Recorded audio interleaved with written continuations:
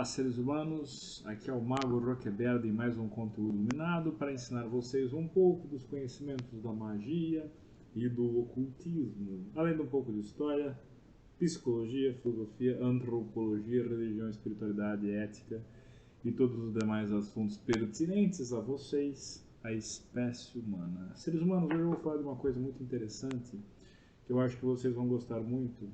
Ouve-se falar com muita frequência sobre a Era de Aquário. E às vezes talvez ocorra a alguns de vocês a questão, mas horas, quais seriam as eras antes da Era de Aquário? Se estamos indo para a Era de Aquário, deveria ter outras eras antes dessa de Aquário. E quais teriam sido essas eras? Pois é o que eu vou explicar para vocês. Como funcionam as eras e quais foram elas e como elas influenciaram ao longo da história da espécie de vocês energeticamente. Então vamos lá, seres humanos. A primeira coisa que eu quero falar para vocês é, por favor, se vocês gostarem desse tipo de conteúdo, se acharem que o conteúdo é relevante na vida de vocês, e tudo que eu falo vai ser muito relevante, vocês, por favor, fiquem à vontade para deixar um like e, eventualmente, compartilhar essas informações tão pertinentes. Seres humanos, vamos lá. A primeira coisa que vocês devem saber é o seguinte. Todo mundo fala de Era de Aquário, desde os místicos, sérios, até os bichos grilos da nova era e etc. Fala-se que a Era de Aquário, portanto, é uma era de grande prosperidade, onde os homens serão livres, iguais, as doenças serão extintas, carros voadores, contatos imediatos com extraterrestres. Teremos muitas oportunidades de falarmos disso neste canal. Eu devo trazer para vocês um assunto só da Era de Aquário. Mas hoje nós vamos falar o que precede a Era de Aquário de fato. Afinal, quais eras já vivemos como espécie até chegar à Era de Aquário? E antes de mais nada, eu preciso que vocês entendam como funcionam as eras astrais. Seres humanos, Hiparco de Niceia foi um filósofo grego que viveu aproximadamente entre 190 e 120 a.C., tinha calculado o movimento da Terra que viria a ser chamado de precessão dos equinócios, observando que o polo norte da Terra caminhava entre as estrelas do céu, sendo o ano de 3000 a.C., o nosso norte apontava, no ano 3000 a.C., o nosso norte apontava para a estrela Alfa Draconis. Atualmente, o nosso polo norte aponta para Polaris, estrela alfa da constelação de Ursa Menor. E estima-se que em mais ou menos 12 mil anos teremos o nosso norte apontado para a estrela Vega, da constelação de Lira. Tá? Isso ocorre porque a Terra, além do movimento de rotação e translação, ainda gira num terceiro eixo, pouco falado pela ciência, pela astronomia, mas muito conhecido por todos. Semelhante a um peão oscilando em círculos. Tipo assim, ó. É mais ou menos assim, vocês estão vendo? Aqui, deixa eu ver, aqui do lado fica a Terra, e a Terra gira tipo esse peãozinho aí, vocês estão vendo? E cada vez que ela vai girando, apontando para uma estrela, cada vez que ela faz esse giro, que ela dá essa dançadinha, ela está apontando para uma estrela na constelação do Polo Norte. São 6 constelações principais lá, vamos falar delas rapidinho.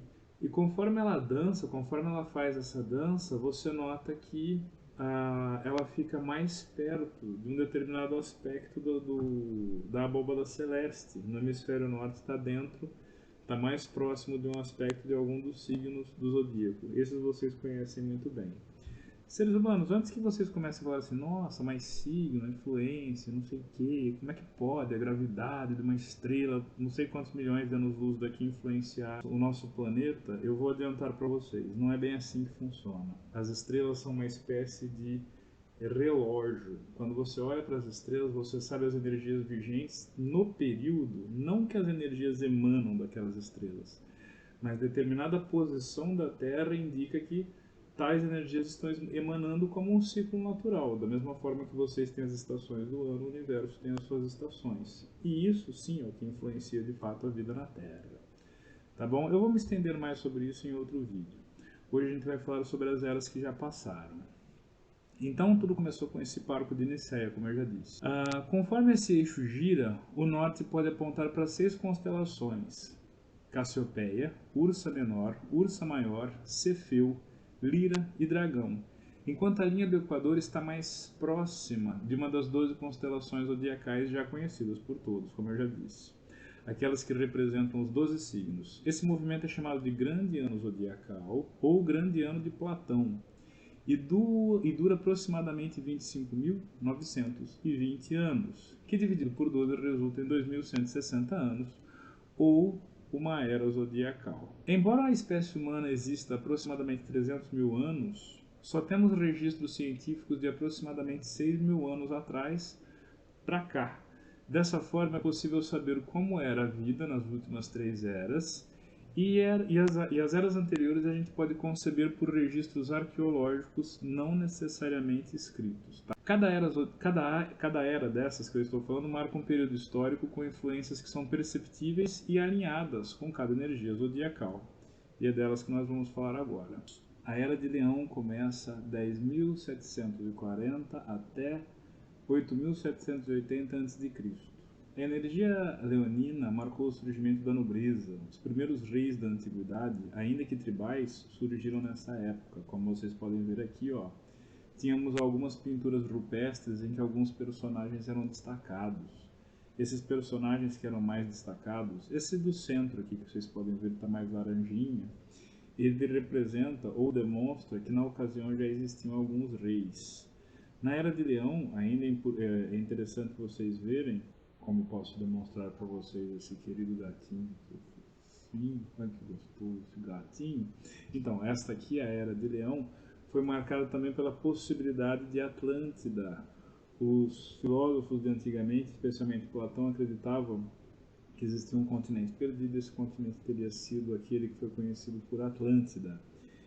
E, supostamente, a Atlântida seria uma civilização que teria alcançado seu ápice tecnológico e desenvolvimentista da época. E a lenda diz que sua vaidade, um aspecto muito negativo de Leão, que gerou o cataclisma conhecido por praticamente todas as religiões da Terra como dilúvio, sendo este o fim derradeiro de Leão e o começo da próxima era.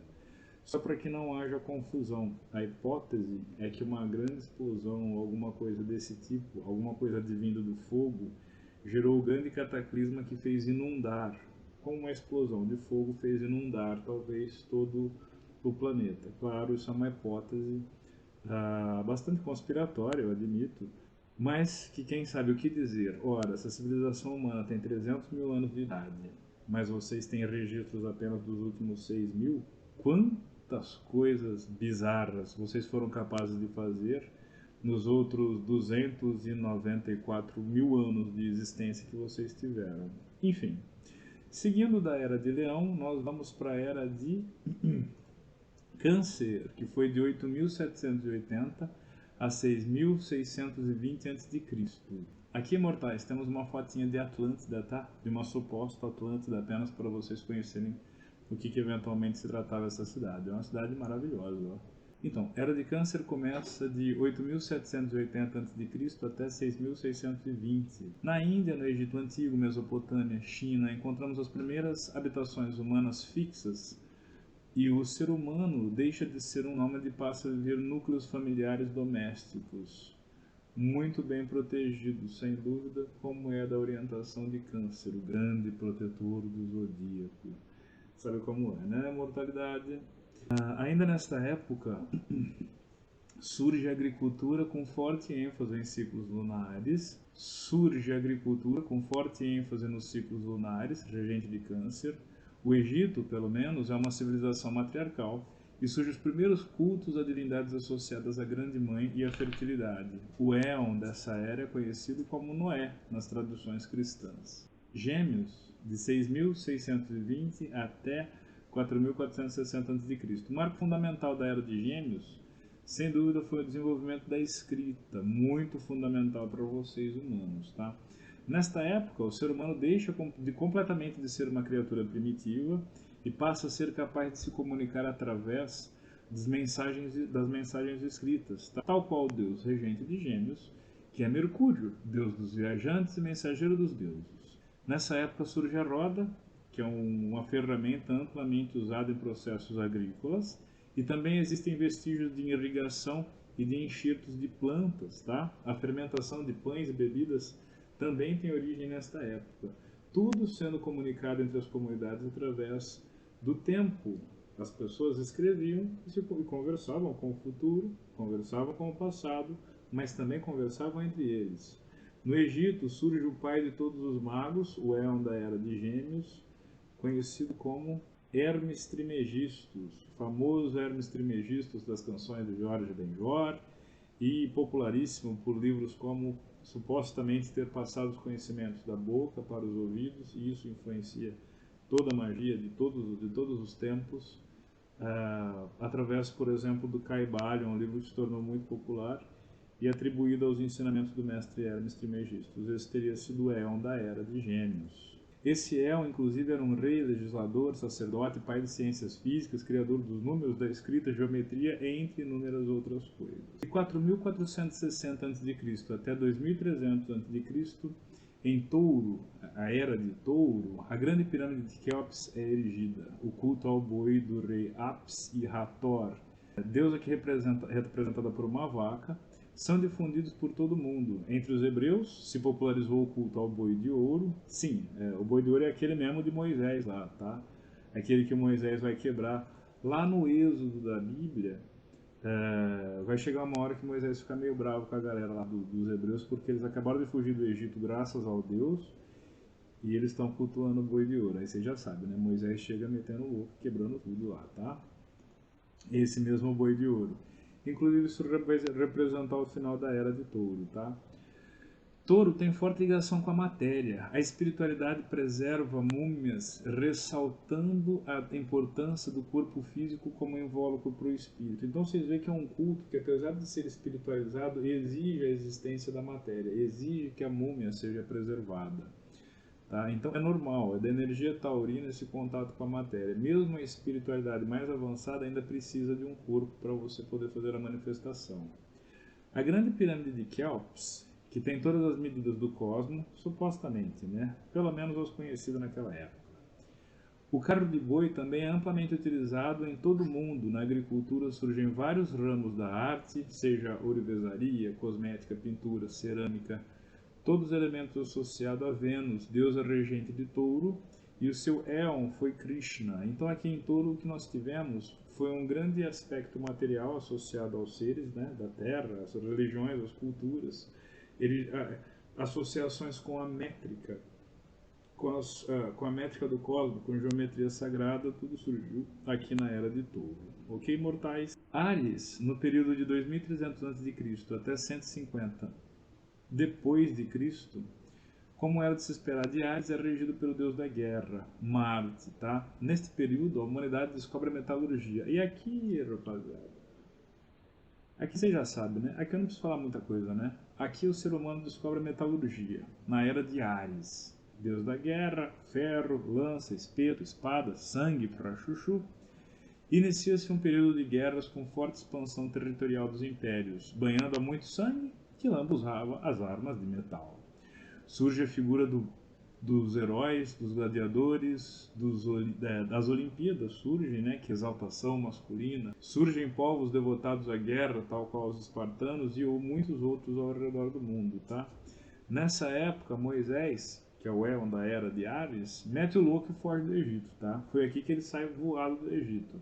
O Egito foi um grande império quando estava na Era de Touro. Quando Moisés foge do Egito, no êxodo bíblico, a gente está entrando na era de Ares, tá? Sabe o cordeiro que tira os pecados do mundo? Então, é ele mesmo. E já exilado no deserto, é o que eu tinha falado para vocês. Ele vê os hebreus recém-libertos cultuando o boi de ouro. Como um bom representante da Era de Ares, ele pega a imagem no meio da galera e arrebenta ela no chão, marcando o fim da Era de Touro e anunciando o Cordeiro que virá tirar os pecados do mundo. Ah lá o Moisés, ó. Moisés, ah lá o boizinho de ouro, tá vendo aí no cantinho, ó. E Moisés com a tábua da salvação já quer meter uma tábua do mandamento na cabeça dos hebreus ali, você entendeu, né? Porque Ares, rapaziada, Ares é assim mesmo, é gente boa, é honesto, é bacana, é parceiro, pisa na bola pra você ver. Ele já pega o primeiro pedaço de pau que ele tem na mão e senta na sua cabeça, entendeu? Basicamente é isso. E finalmente mortais de 150 a.C., de 150 depois de Cristo até 2010 depois de Cristo, o advento grandioso do Éon da Era de Peixes, o Mestre Jesus. traz símbolos fundamentais de peixes, a água, o próprio peixe. É o começo da era do amor bíblico, onde o Deus exigente e punitivo do Antigo Testamento dá espaço para um Deus que sacrifica seu filho por amor, para lavar os pecados do mundo com o próprio sangue. Multiplicam-se pães, multiplica-se peixes, cria-se a igreja, né? O cardume de fiéis.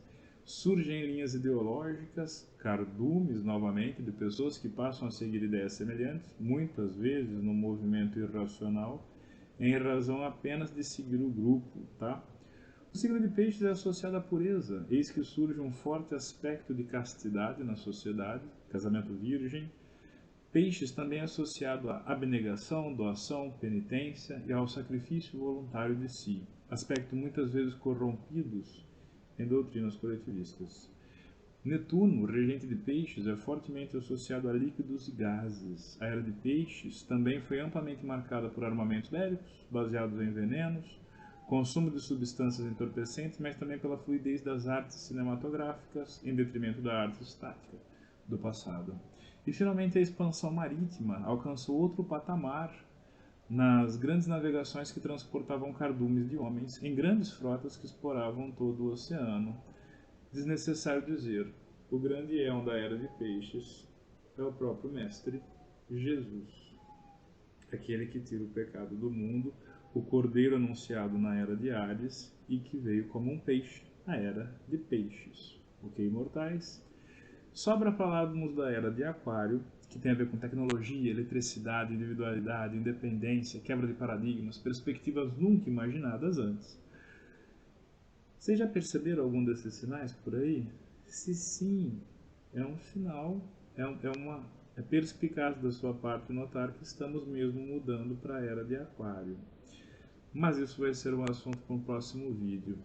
Eu desejo uma bênção do Mago Roqueberto a todos vocês. Aliás, vocês estão todos abençoados em nome do Mago Roqueberto. Muito obrigado pela companhia. Espero que tenham gostado do conteúdo. Se sim, por favor, marca com um gostei aí embaixo. Se inscreva no canal. Vai ser um prazer continuar iluminando todos vocês. Muito obrigado por tudo, seres humanos. Um forte abraço e bye bye.